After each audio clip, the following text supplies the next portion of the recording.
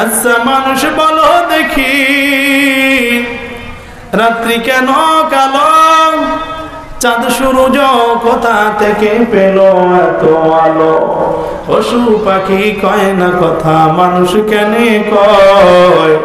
বলো বলো এসব কিছু কোথা থেকে হয়? ফুলগুলো সব নানান রঙের কেমন করে হয়? পাতাগুলো সবুজ বটে ফুলের মতো নয়। দুধগুলো হয় সাদা, মরিচ হয় তাজা, আমগুলো তা পাকলে পড়ে কেমনে হয় তা লাল। আমরা যে বাস করি হয় এই দুনিয়ার রঙে, হাতে রেখা আর চেহারা মিলে না কারো সঙ্গে। কথা ঠিক না বেটি?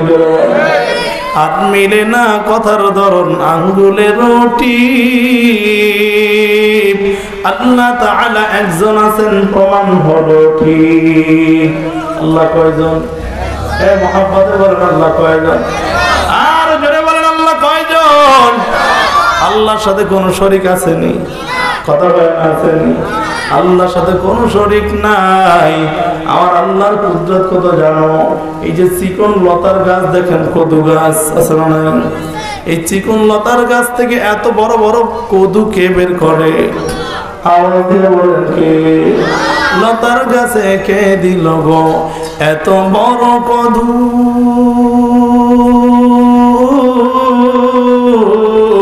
মোচা খেতে কে দিল গো এত সুন্দর মধু?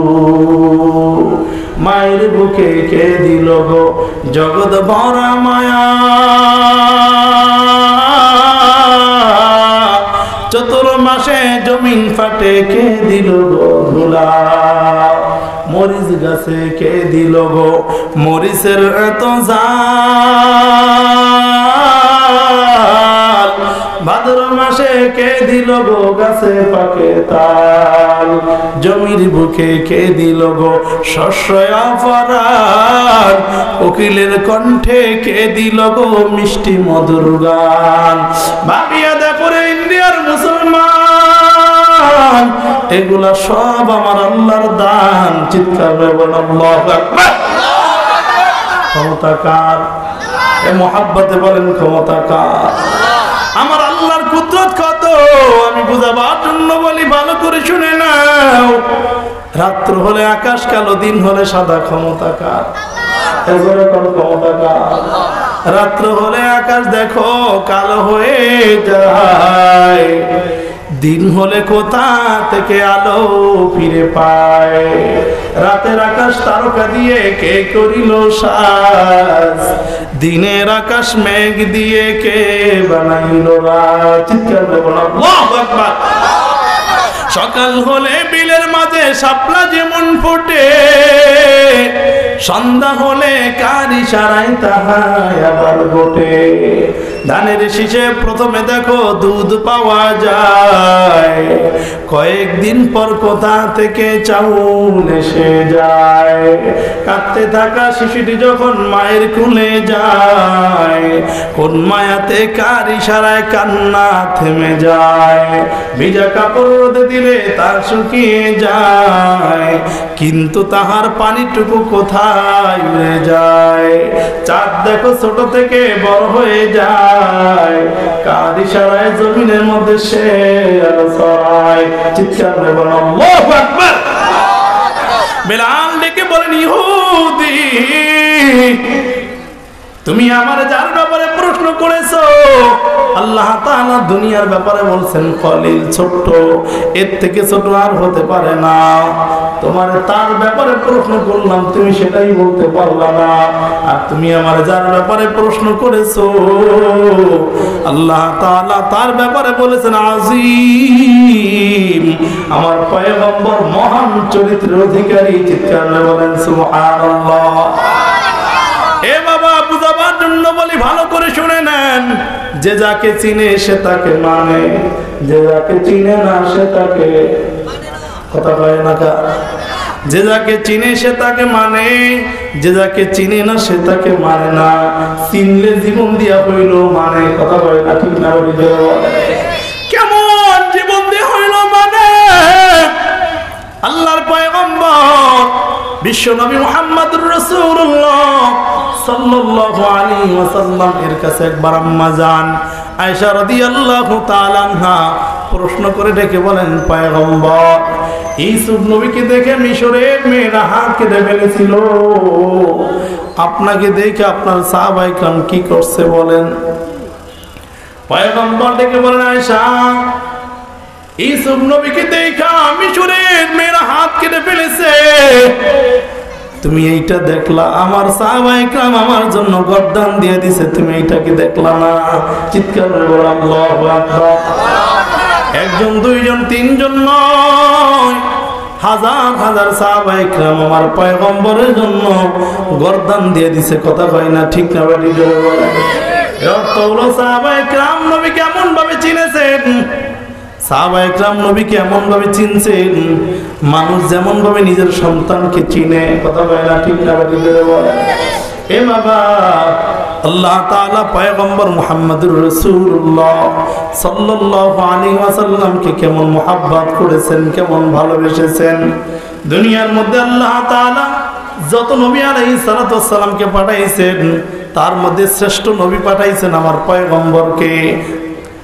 বিশ্বকবি আল্লামা শেখ সাদী রহমাতুল্লাহ আলাইহি কবিতা লিখতেছেন। কবিতা, আল্লাহর বান্দা শেখ সাদী যখন কবিতা লিখে তখন উনি বলেন, ও পয়গম্বর, আমি যখন আপনার ব্যাপারে কোনো কবিতা লিখতে যাই তখন আমার জবান দিয়ে শুধু একটা কথা বের হয়, বাদাজ খোদা বুজুর্গ তে কিসসা মুখতাসার। ও পয়গম্বর, আল্লাহর পরে যদি কোনো ব্যক্তির স্থান থাকে সে স্থানটা হলো আপনি, মুহাম্মাদুর রাসূলুল্লাহ। আল্লাহ তাআলা পয়গম্বরকে কেমন মুহাব্বত করেছেন আমি আপনাদেরকে একটু বোঝাবার জন্য বলি। এ বাবা, পবিত্র কোরআন আল্লাহ নাযিল করেছেন কয় পারা? পবিত্র কোরআন নাযিল করেছেন কয় পারা? 30 পারা কোরআন নাযিল করেছেন। এই 30 পারা কোরআনের মধ্যে কোনো সন্দেহ আছে? কথা বলে না, আসেনি? কোনো ভুল আসেনি? 30 পারা কোরআনের মধ্যে কোনো সন্দেহ নাই, কোনো ভুল নাই। সারা দুনিয়ার কাফের মুরতাদের দল আজ পর্যন্ত কেউ কোরআনের ভুল ধরে একটা ভুল বের করতে পারছে? কথা বলে না, একটা ভুল কেউ বের করতে পারে নাই। বরং মুসলমান নয়, হিন্দু, বাংলাদেশের একজন হিন্দু পবিত্র কোরআন নিয়ে চমৎকার একটা গান লিখছেন, নকুল কুমার বিশ্বাস তার নাম। ওই আল্লাহর বান্দা একবার নিউজিল্যান্ডের মধ্যে, আমেরিকার মধ্যে কোরআনকে জ্বালায় দিতেছিল।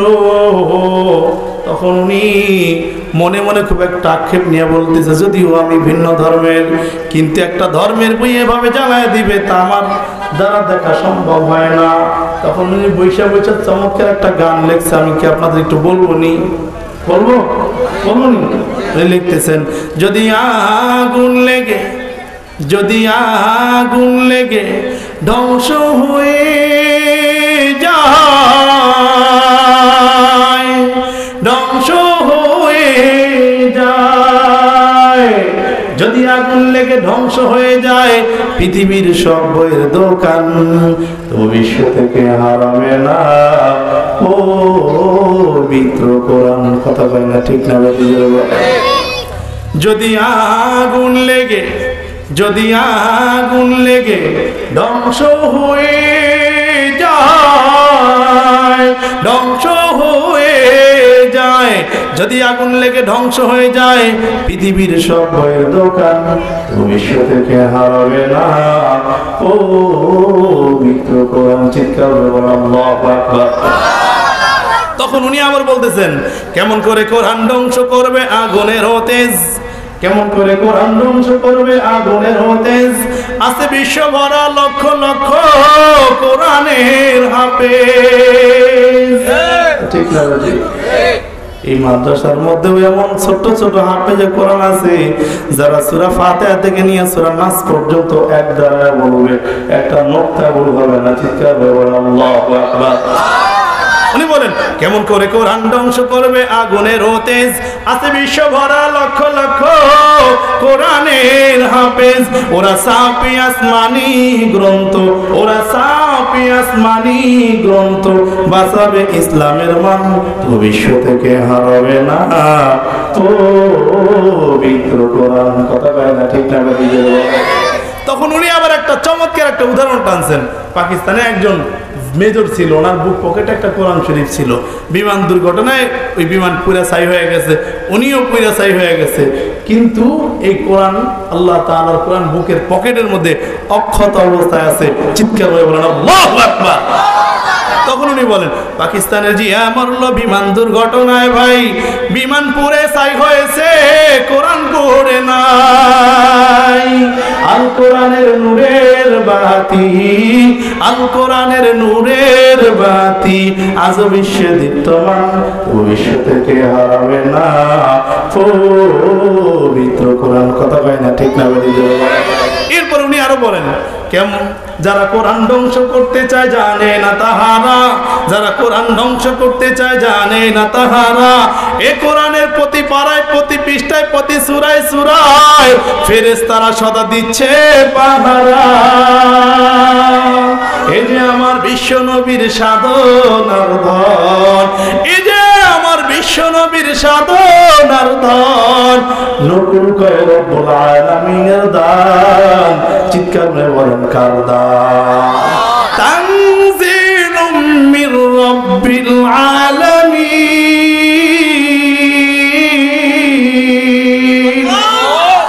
আল্লাহ বলেন, এই কোরআন নাজিল করেছি আমি, হেফাজত করব। জোরে বলেন কে? ইন্নাহু লাকুরআনুন কারীম। আল্লাহ বলেন, এই কোরআন আমি নাজিল করেছি, এই কোরআন হেফাজত করব। জোরে বলেন আমি। জোরে বলেন কে হেফাজত করবে? জোরে বলেন আল্লাহ। এ বাবা, বুঝাবার জন্য বলি, আমি কেন মাঝখান দিয়ে কথাটা বললাম। আল্লাহ পবিত্র কোরআন নাজিল করেছেন 30 পারা 29টা হরফ দিয়া। জোরে বলেন কয়টা? আওয়াজ দেয়া বলেন কয়টা? 29টা হরফ দিয়া 30 পারা কোরআন নাজিল করেছেন। এ ইন্ডিয়ার মুসলমান, আল্লাহ তাআলা আমার পয়গম্বরকে কেমন মুহাব্বত করেছেন, আমার পয়গম্বরকে কেমন ভালোবেসেছেন, আমি আপনাদেরকে বুঝাবার জন্য মাঝখান থেকে কথাটা বললাম।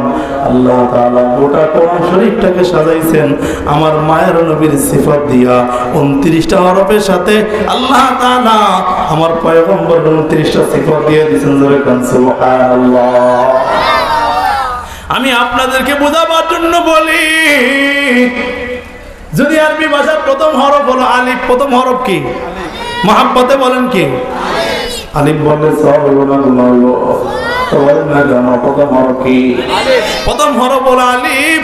আপনি যদি আলিফ টান দেন, আমার পয়গম্বরের একটা সিফাত বের হয়ে আসবে। আমার পয়গম্বরের আসল নাম হলো আহমদ। চিৎকার করে বলেন আল্লাহু আকবার। আমার পয়গম্বর আসল নাম হলো আহমদ। আপনি যদি বা টান দেন, আমার নবীর আরেকটা সিফাত বের হয়ে আসবে, আমার নবী বাশীর। আপনি যদি তা টান দেন, আমার নবীর আরেকটা সিফাত বের হয়ে আসবে, আমার পয়গম্বর তাকি, সবথেকে বড় মুত্তাকি। আমার পয়গম্বর আল্লাহকে সবথেকে বেশি ভয় করেন ওয়ালা। আপনি যদি সাটান দেন, আমার পয়গম্বর সাকিয়ে কাউসার নবী। নবীর সাথে আসমানের তুলনা চলে না, নবীর সাথে জমিনের তুলনা চলে না, নবীর সাথে পাহাড়ের তুলনা চলে না, নবীর সাথে দুনিয়ার কোন জিনিসের তুলনা চলে না।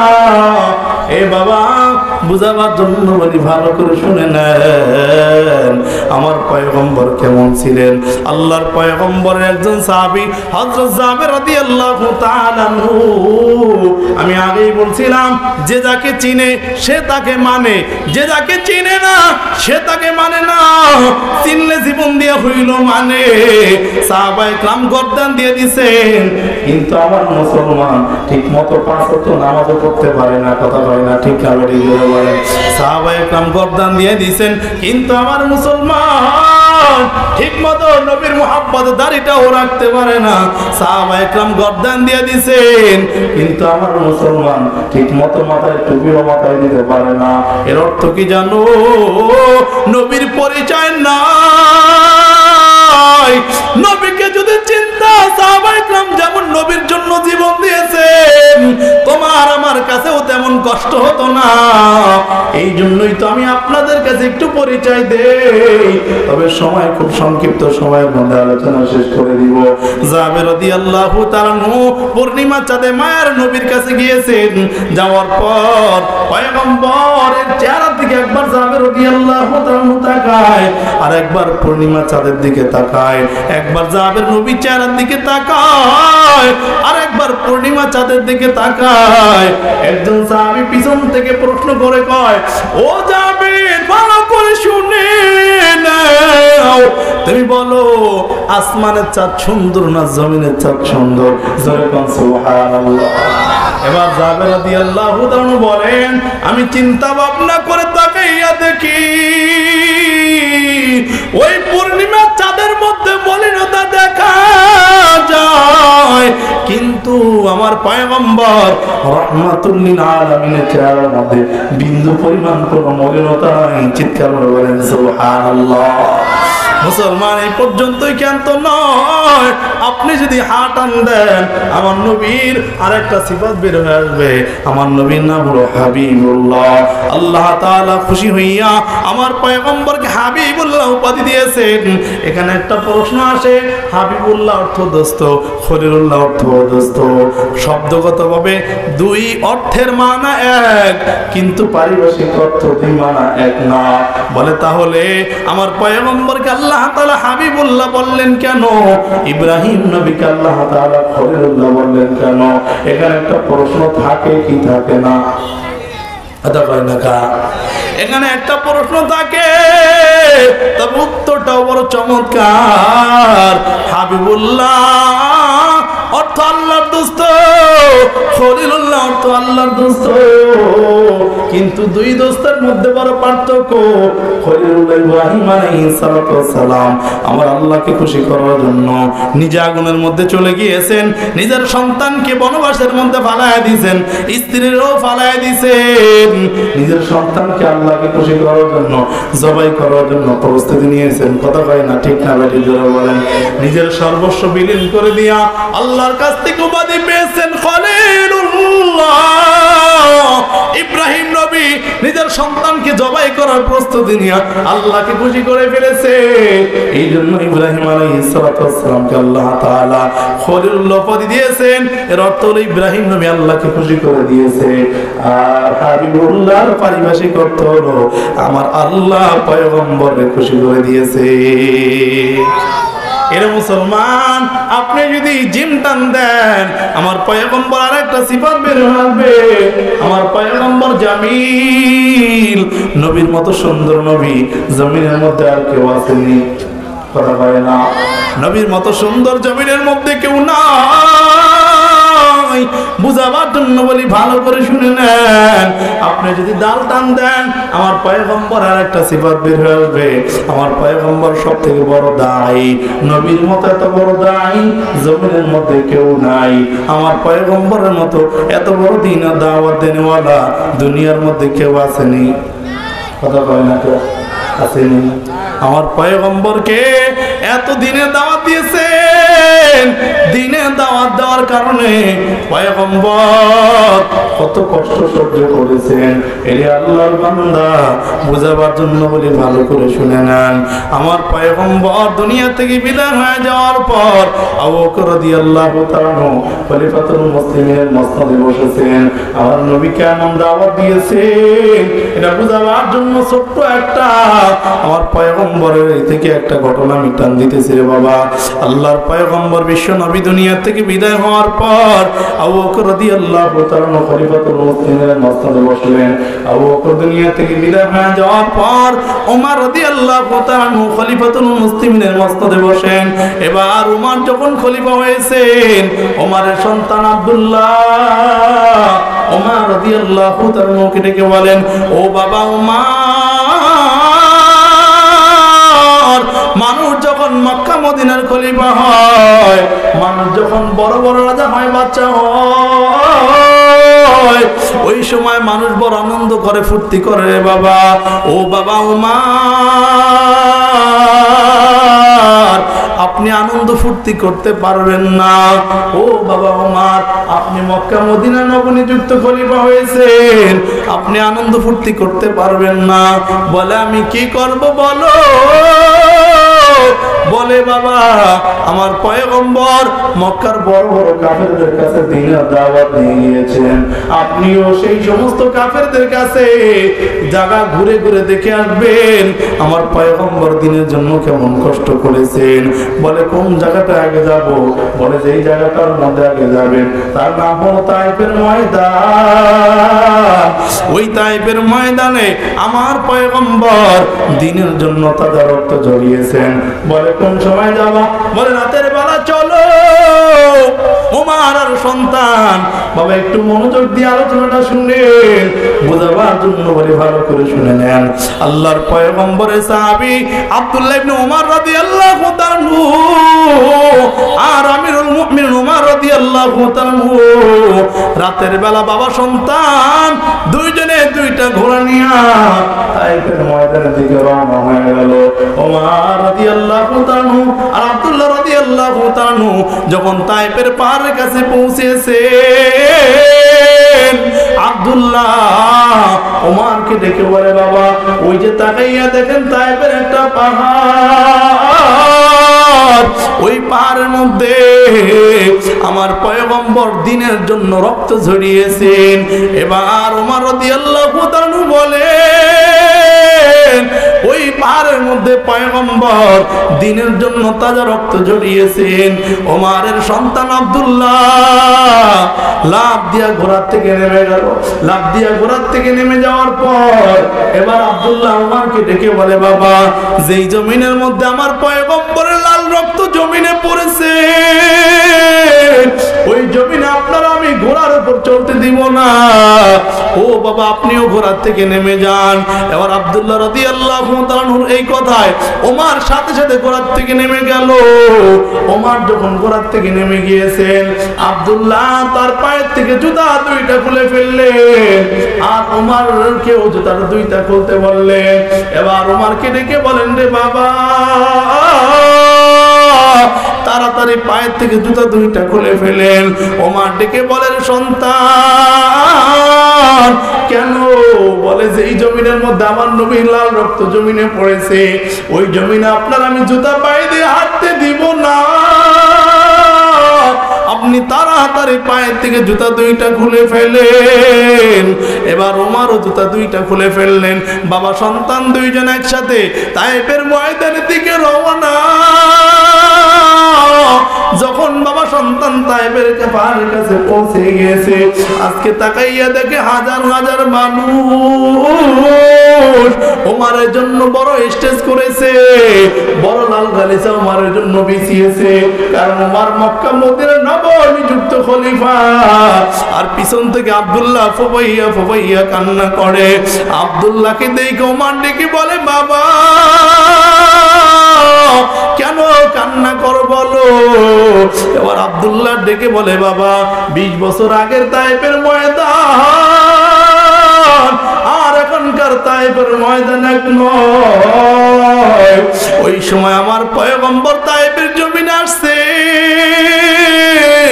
আমার পয়গম্বর রে এই তায়েফের মানুষ ইটা নিক্ষেপ করেছে, পাথর নিক্ষেপ করেছে, আর আজকে আপনি তায়েফের ময়দানে আসছে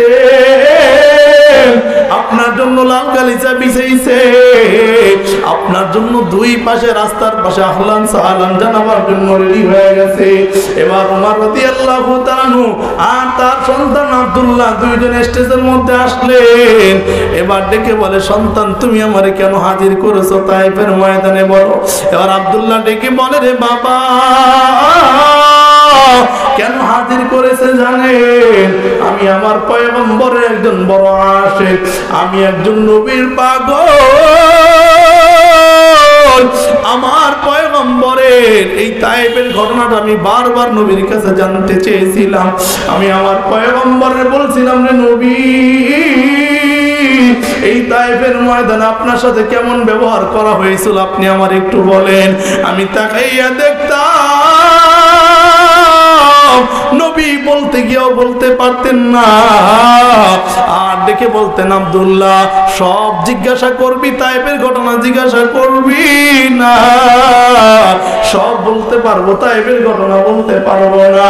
আমি তাকাইয়া দেখতাম আমার পয়গম্বর ফুবাইয়া ফুবাইয়া কাঁদতেন, বলতে গিয়েও বলতে পারতেন না। এই তাইফের মানুষগুলাই তো আমার নবীর দিনের জন্য পাথর নিক্ষেপ করেছে। আমি আমার আম্মা জান হযরত আয়েশা সিদ্দিকা রাদিয়াল্লাহু তাআলা আনহার কাছে একদিন জানতে চেয়েছিলাম, রে আম্মা জান আপনি একটু বলেন আমার নবীর সাথে তাইফের ময়দানে কেমন ব্যবহার হয়েছিল। এই কথা বলার সাথে সাথে আমি তাকাইয়া দেখি আম্মা জান আসল দিয়া চোখের পানি মুছে আর ডেকে বলে, আব্দুল্লাহ আমিও তো নবীর কাছে একবার নয় দুইবার নয় বারবার জানতে চেয়েছি, কিন্তু নবী বলতে গিয়েও বলতে পারেন নাই। আমারে বলতেন, রে আয়েশা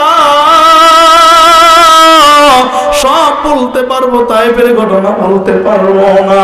সব জিজ্ঞাসা করবি, তাইফের ঘটনা জিজ্ঞাসা করবি না। আমি তাকাইয়া দেখতাম নবী চোখ দিয়া গাল বেয়ে বেয়ে টপ টপ টপ টপ করে পানি পড়তো। আমি একদিন আমার পয়গম্বরকে গোসল করাইতেছিলাম, আমার নবীর পিছন থেকে পিঠের থেকে আমি চাদরটা উঠাইলাম। আমি চাদরটা উঠানোর পরে আমি তাকাইয়া দেখি নবীর পিঠে বড় বড় ঘা দেখা যায়। আমি জিজ্ঞাসা করলাম, রে পয়গম্বর আপনার কি জীবনে কোনোদিন পক্স হয়েছিল? পক্স আপনার কি জীবনে কোনোদিন পিঠে ঘা হয়েছিল?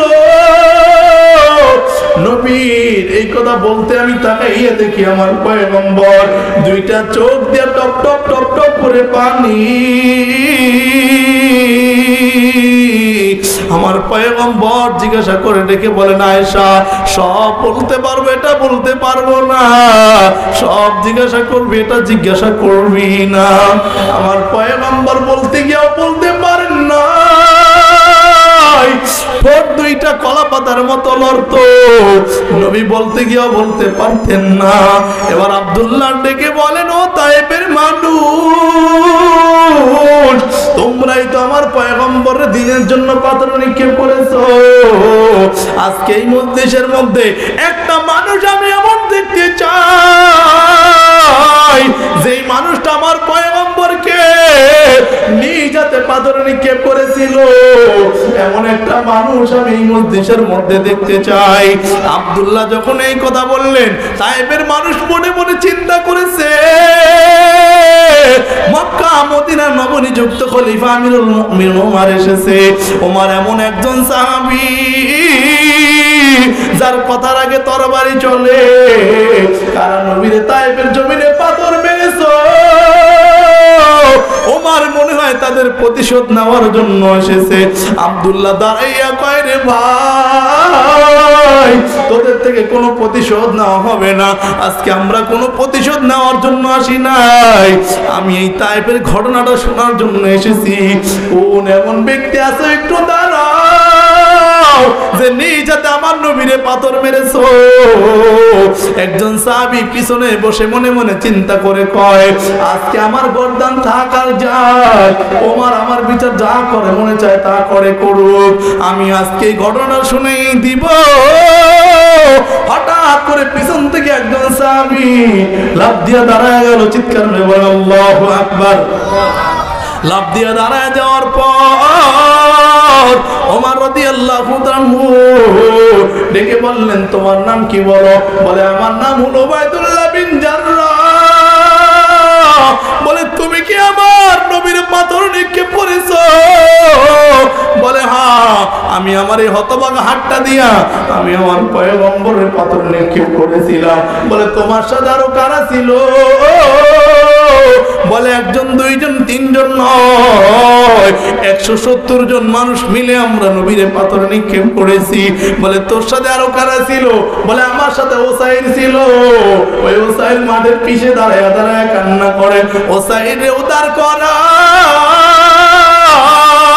পিছন থেকে ওসাইর রাদিয়াল্লাহু তাআলা দাঁড়াইলেন। বলে আপনিও কি আমার নবীরে পাথর নিক্ষেপ করেছেন? বলে হ্যাঁ, আমিও আমার নবীরে পাথর নিক্ষেপ করেছি। বলে আপনারা দুইজন স্টেজে আসেন।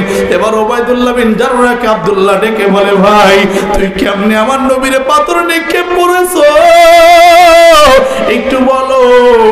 এবার ওবাইদুল্লাহ বিন জাররাহ ডেকে বলেন ভাই শোনো, আমার পয়গম্বর যখন তায়েফের জমিনে এসেছে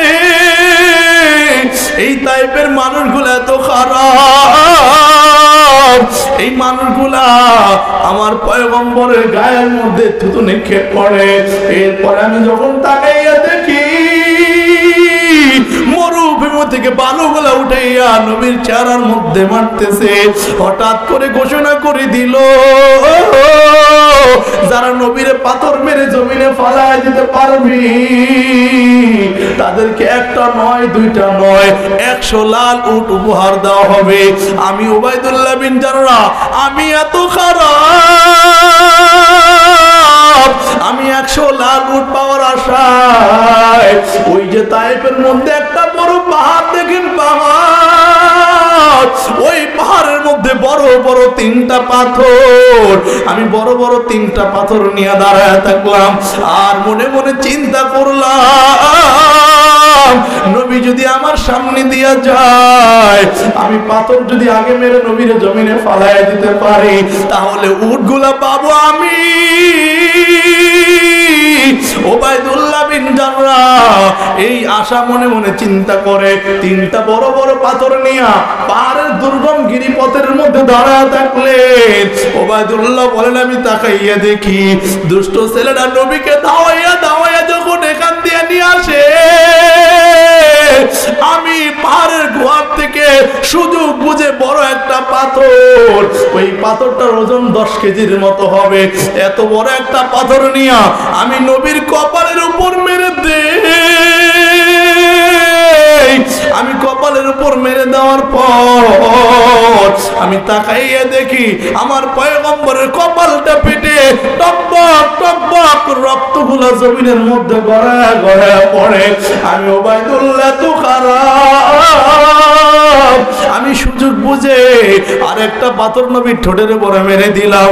আমি তাকাইয়া দেখি কপালটা পেটে ঠোঁট 2টা কেটে রক্তগুলা গড়ায় গড়ায় জমিনের মধ্যে পড়ে।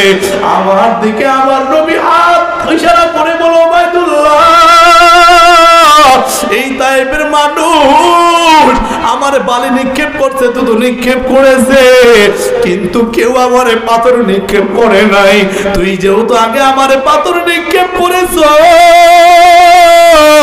আল্লাহ যদি হাসরের ময়দানে আমারে যদি হাসরের ময়দানে আল্লাহ দাঁড় করায় আমারে যদি বলে রে পয়গম্বর তায়েফের জমিনে আপনারে কে পাথর নিক্ষেপ করেছে আমি কিন্তু তোমারে হাসরের ময়দানে দাঁড় করাইয়া দিব। ওবাইদুল্লাহ বলেন এই কথা বলার পর নবী আমার আরেকটা কথা বলেছিল, বলে কি বলছে বল। আমার পয়গম্বর বলেছে তুই যেহেতু আগে আমারে মেরেছ এই তায়েফের জমিনে আল্লাহ যদি কাউরে কালেমার রশি গলায় আগে পড়ায় ওবাইদুল্লাহ তুই লিখে রাখ আল্লাহ তোরে কালেমার রশি আগে গলায় পড়াবে। ওবাইদুল্লাহ বিন জাররাহ বলেন এই তায়েফের ময়দানে সর্বপ্রথম যেই মানুষটা ইসলাম গ্রহণ করেছে আমি। এরপরে ডেকে বলে এরপরে কি হয়েছিল বলো। বলে আমি তাকাইয়া দেখি 1 জন 2 জন 3 জন নয় 170 জন মানুষ মিলে নবীরে পাথর নিক্ষেপ করতেছে। হঠাৎ পিছন থেকে দেখি বৃষ্টির মতো নবীরে পাথর মারে। আমার মন চাইছিল আমি নবীর আমজা করে পাজায়া ধরবো, আমি নবীর আমজা করে পাজায়া ধরবো, কিন্তু যেই হারে নবীর উপর পাথর চলতেছে আমি যদি ধরতে যাই আমিও তো পাথরের নিচে পিষ্ট হয়ে যাব, এই জন্য আমি ধরি নাই। কিন্তু আমি একটা পাথরও মারি নাই। আমি তাকাইয়া দেখি নবীরে পাথর মারে জমিনের মধ্যে ফালায়া দেয়, আবার ধইরা দাঁড় করায়, আবার পাথর মারে, আবার জমিনের মধ্যে ফালায়া দেয়, আবার দাঁড় করায়, আবার জমিনের মধ্যে ফালায়া দেয়। এইভাবে ঘন্টার পর ঘন্টা নবীরে পাথর মারতেছে। আমি তাকাইয়ে দেখি পয়গম্বরের পালক পুত্র আব্দুল্লাহ ইবনে যায়েদ রাদিয়াল্লাহু তাআলা মানুষের পা ধরে ধরে গিয়া কয়, তোমরা আমার বাবারে মারিও না, আমার বাবার দুনিয়ার মধ্যে মা নাই, আমার বাবার দুনিয়ার মধ্যে বাবা নাই, আমার বাবার কলিজার টুকরা স্ত্রী খাদিজা দুনিয়ার মধ্যে নাই, তোমরা আমার বাবারে আর মারিও না। সন্ধ্যাবেলা আমার পয়গম্বর আমার কাছে বলেছে, ও আব্দুল্লাহ ইবনে যায়েদ, আমার জন্য একটু পানি আনতে পারবি নি? পানি। আমি তাইফের মানুষের কাছে এক বেলা পানি চেয়েছি, কিন্তু তাইফের মানুষ এত খারাপ, নবীর এক বেলা পানি পর্যন্ত কেউ দেয় নাই। সন্ধ্যাবেলা ওসাইলা নামক একজন বুড়ি, এই বুড়ি আসরের নিচে করে এক গ্লাস পানি। ঠিক আছে বাবা, আল্লাহ তাআলা হুজুরা এসে পড়ছে, সামনে আগানো যাবে না। যে কথাগুলো বললাম আল্লাহ তাআলা সব আমাকে এবং সবাইকে আমাকে। জি সম্মানিত উপস্থিতি,